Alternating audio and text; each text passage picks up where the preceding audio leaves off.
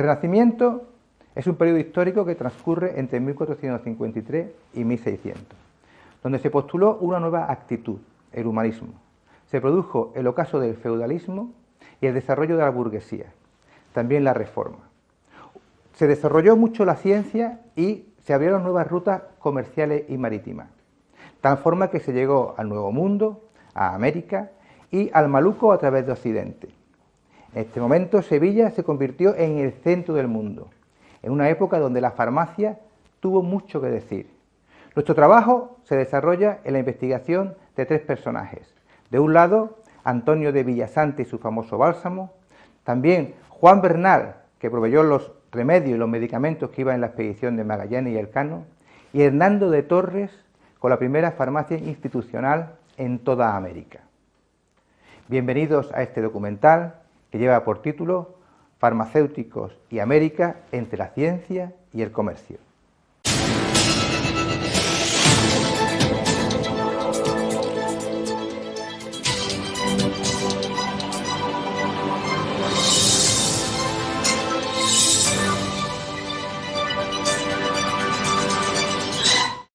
Como consecuencia de todo esto, se creó en Sevilla la Casa de Contratación en el año 1503, que estaba dirigida a este comercio, a la navegación y a las flotas que se dirigían a América. Esta casa fue la cuna de cosmógrafos, pilotos y navegantes que pusieron a España en la cabeza en todo lo relativo a técnicas de navegación y técnicas náuticas. Y además exportaban a Europa sus conocimientos en tratados de navegación y de mapas. Y aquí tenemos una esfera armilar, que no es más que una representación reducida del cosmos que ya se empleaba en la antigüedad y en la Edad Media para el estudio de la posición de los cuerpos celestes. Ya posteriormente, esta maqueta se utilizaba en la enseñanza de la navegación y de la astronomía. Como vemos, está formada por diferentes anillos, lo que le confiere el nombre de armilar. Y en el centro vemos una pequeña bola, que es lo que representa la Tierra. Me gustaría destacar el papel que ha tenido la mujer a lo largo de la historia de la farmacia, que elaboraba también medicamentos al lado del boticario, casi siempre en la sombra de este. En 1512 se produjo la instalación de la primera botica institucional oficial en toda América, a cargo de Hernando de Torres, boticario de Triana. Juan Cerón, alcalde mayor de la isla de Puerto Rico, pidió al rey de España que se le enviara un boticario, y este le envió a Hernando de Torres, que llegó al poblado de Caparra, a la isla de San Juan, actual Puerto Rico, con la intención de montar esa botica. Con él llevaba drogas, medicamentos, utillaje farmacéutico y libros. En el Día del Señor del 12 de octubre de 1512, por real cédula concedida el 23 de febrero del corriente, a instancia de don Juan Cerón, alcalde mayor de la isla de San Juan, hago diligencia e inventario de los 90 remedios y utillaje necesarios para establecer botica en esta villa de Caparra, para que conste a todo efecto en el servicio a sus pobladores, haciendo juramento ante nuestro Señor en la buena administración y gobierno de la misma, haciendo asimismo constar 65 redomas de vidrio, 20 botecillos de vidrio pequeños y 6 docenas de cajas de boticario grandes y pequeñas.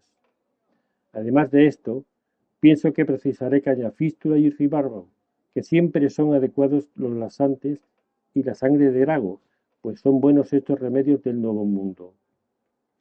Entre los simples habituales, el comino y el anís, y desde luego el azufre. Como medicamentos necesitaré cuanto menos un ungüento de agripa y el sandalino, pues hará falta resolutivos para las inflamaciones. También electuarios como el diaprunis, para ablandar tumores y benedita, purgante y estomacal. Así lo dictan las obras sobre nuestro arte, y no puede faltar los morteros y balanzas para mi práctica diaria, y por supuesto mis libros de botica. La época de los descubrimientos es realmente interesante desde un punto de vista historiográfico y naturalmente desde un punto de vista farmacéutico.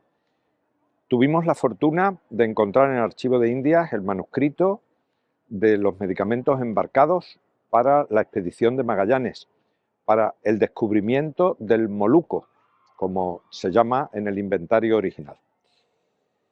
La nao Victoria, que está surta al día de hoy en el Muelle de las Mulas, en Sevilla, pues es testigo de cómo una embarcación de este tipo buscó la riqueza buscó el oro, buscó también las especias y buscó ensanchar los límites de la corona de Castilla. A Castilla y a León, nuevo mundo dio Colón, se decía en la España del siglo XVI. Pero ese descubrimiento de América, ese gesta universal del nuevo mundo, tuvo que ver y quedó finalmente acabado con la experiencia enorme, con la experiencia de descubrimiento total, de darle la vuelta al mundo. No se pretendía eso, se pretendía simplemente llegar a las especias, se pretendía llegar al oriente navegando por occidente. De tal manera que esta nave, como digo, es testigo de esa gesta heroica. Esa España fue la que finalmente pudo hacer la primera globalización y fue la España en la que la corona de Castilla y de León, la España unificada, se hizo más grande porque abarcó todo el mundo. Abarcó una globalización que hizo referencia a que todos pudiéramos ser españoles, a que el lago no solamente el océano Atlántico, sino también el océano Índico, pues fuera el lago español. Y en esa España pues pudiera darse un recorrido global por toda la superficie española.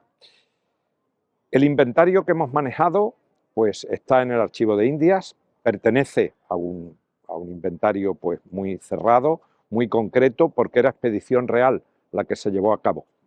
La que fue expedición real precisamente para dar ese ensanche y para dar esas posibilidades económicas a la corona. Culminó posteriormente, después de Colón, después de Magallanes, culminó también con México y culminó con Perú, de tal manera que en 40 años se produjeron todos los descubrimientos y España llegó al confín de todo el mundo. La botica, la farmacia, fue una pieza fundamental también en esa gesta, de tal manera que en esos folios que recogen todo el inventario puede verse la terapia de la época. Se recorrieron 70.000 kilómetros en una aventura realmente pues, mundial, universal. Partieron del orden de 250 personas y exclusivamente llegaron 18. Aquí a este mismo sitio de Sevilla donde hoy nos encontramos. A partir de aquí, la terapia será mejor estudiada. A partir de aquí empezarán a llegar remedios de otras latitudes y a partir de aquí, no solamente España, sino la farmacia de todo el orbe será más importante. Nuestra investigación acerca de los medicamentos que iban en la expedición de Magallanes y Elcano gira en torno a un documento que hemos hallado en el Archivo de Indias, fechado el 26 de julio de 1519. Los medicamentos fueron suministrados por Juan Bernal, un boticario que estaba enmarcado en la élite científica e intelectual de la Sevilla del momento, amigo de Álvarez Chanca y de Antonio Pinelo. Fueron 60 remedios, que si los comparamos con los elementos religiosos con el vino, tenían un porcentaje muchísimo menor. Entre estos remedios tenemos el ungüento confortativo, el ungüento apostolorum, el diacotolicón, la triaca o la atutía. Se decía siempre, no hay tutía, por esto, por la atutía. Este es siempre de origen mineral. Totalmente insuficientes para una expedición que duró más de 1000 días y para 250 hombres. No obstante, consiguieron traer a su vuelta del Maluco la nuez moscada, el azafrán, el jengibre, el sándalo, la canela, la pimienta negra y el clavo. Si hubieran sabido que el clavo tiene vitamina C y un anacronismo, pues seguramente no hubieran sucumbido de escorbuto, pero esto era imposible que lo supieran y desgraciadamente pues muchos no pudieron llegar a Sanlúcar de Barrameda. Hay la posibilidad difícil y heroica de llegar a las islas de las especias, pero sin seguir la senda de los portugueses, pues la esfera terrestre es más grande de lo que pensábamos. Así, circunnavegando los mares del sur y enfrentándonos a los peligros de tierras inhóspitas y corrientes marinas peligrosas, entre el Nuevo Mundo y a través del mar descubierto por Núñez de Balboa, es posible hallar nuevas rutas comerciales para mayor nombre de la corona, y creando un solo mundo, mejor comunicado entre los hombres, para mayor gloria de Castilla. Amigo Juan Bernal, si venía a pedirme consejo, poco se me antojan esos 60 remedios que vaya a cargar para tamaña gesta de encontrar rutas por el oriente. Maestro Monardes, aquí traigo la relación con todo lo que se cargará en la expedición. Si no me encuentro presente, pero me consta la buena diligencia que llevará a buen propósito nuestra botica. Entre otros remedios de los que llevamos está la triaca. Sí, pero no olvidéis el diacotolicón y el ungüento confortativo, ¿eh? Eso sí, con una carga inferior 40 veces a la carga de vino y 20 veces a la carga de pan. Bueno, no sé si será suficiente para toda la tripulación, pero ya sabéis, vinum laetificat cor hominis. El vino alegra el corazón del hombre ante las enfermedades del mar y las tempestades. ¿En cuánto estimáis el coste de la botica? Pues he calculado unos 12.348 maravedíes. Esperemos que Dios libre de toda enfermedad y guerra a la tripulación y que no la merme de ilusiones y fuerza a nuestros héroes. Debéis saber que allende donde vayan nuestras naves hay múltiples remedios que valen su peso en oro. No olvidéis vuestro menester de boticario, ni el mío, de botánico y galeno. Que todo lo que encontréis complemente a lo hallado en el Nuevo Mundo, al que dedico todos mis estudios y desvelos. Todo lo encontrado será por el bien y el futuro de Castilla, y la cura de sus nobles y villanos, aunque para ello se derrame sangre y lágrimas. Descuide, maestro, será una gesta que cambiará el curso de la historia. Ahora debo de volver a la botica donde me espera mi señora, que me ayuda en estos menesteres de confección de medicamentos. Y ella ya habrá empezado con la tarea. Dios guarde y apremie, amigo.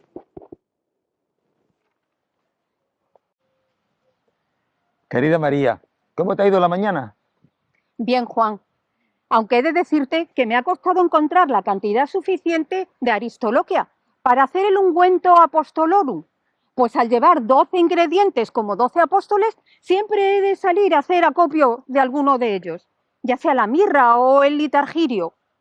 Pero me has dicho que es importante que lo porten, pues es útil para las escrófulas rebeldes.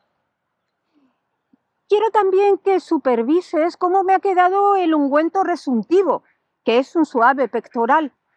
Pues como lleva tantos componentes, tienes que dar el visto bueno. Ah, y la tutía también está dispuesta, según tus instrucciones, que es buena para las enfermedades de los ojos.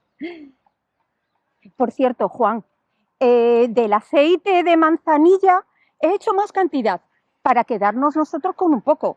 Que de tus dolores de huesos estás mejor desde que te hago fricciones con él. Amada María, cada vez estás más preparada en estos menesteres. Nos podíamos preguntar si tuvieron los farmacéuticos el monopolio del comercio de los medicamentos en esta época. La respuesta es que no. Por ejemplo, Simón de Tobar y Nicolás de Monardes, que ambos eran médicos. El descubrimiento del Nuevo Mundo cambió la terapéutica europea. El bálsamo de Villasante es un claro ejemplo de cómo un producto utilizado asiduamente por los indígenas de la Española fue envuelto en un monopolio comercial, con una base de explicación galénica y una posterior introducción en el mercado europeo, siendo uno de los pioneros. Es en 1493 cuando Antonio de Villasante, con tan solo 16 años, parte hacia las Indias en el segundo viaje de Cristóbal Colón, que sale desde la ciudad de Cádiz. Juntos descubren la isla de la Isabela y junto a su tripulación viaja el doctor Álvarez Chanca, cronista y médico de la expedición. 3 años más tarde, Antonio de Villasante se traslada a Santo Domingo, donde consolida su posición social, y allí se casa con su esposa, Catalina de Ayeibex, natural de la isla. Obtuvo de su esposa la obtención y la composición del bálsamo y posteriormente obtuvieron reales cédulas y reales provisiones para su explotación y monopolio de su bálsamo. En 1528, la corona le concede a Antonio de Villasante un contrato en el que se beneficia de una tercera parte de los beneficios netos, hasta llegar a las 8.000 ducados, de producción y comercialización de su bálsamo. Unos días más tarde, por real cédula, se le da una plaza de regidor y la alcaldía de Santo Domingo. Pronto empezó una campaña publicitaria y entre el 5 y el 11 de abril de 1530 se publicaron numerosas reales cédulas para que diferentes médicos y cirujanos expresamente seleccionados probasen del bálsamo, y también muchos hospitales del área metropolitana de la Corona de Castilla. El bálsamo de Villasante se utilizaba para la cicatrización de heridas y para el dolor de muelas. También se podía usar para el tratamiento de gota y para rejuvenecer. Por último, en cifras concretas de bálsamo de Villasante que llegó al puerto de Sevilla hasta 1532, serían la cantidad de 29,5 arrobas de licor puro, sin contar con las falsificaciones. Antonio, Antonio, buenas noticias desde Castilla. La corona ha concedido el asiento por el que te cede la tercera parte de los beneficios de la renta resultante de la producción y venta del bálsamo, hasta la cantidad de 8.000 ducados. ¿Cómo? Además, me proponen como regidor y alcalde de Santo Domingo. No sabes cuánto he esperado este momento.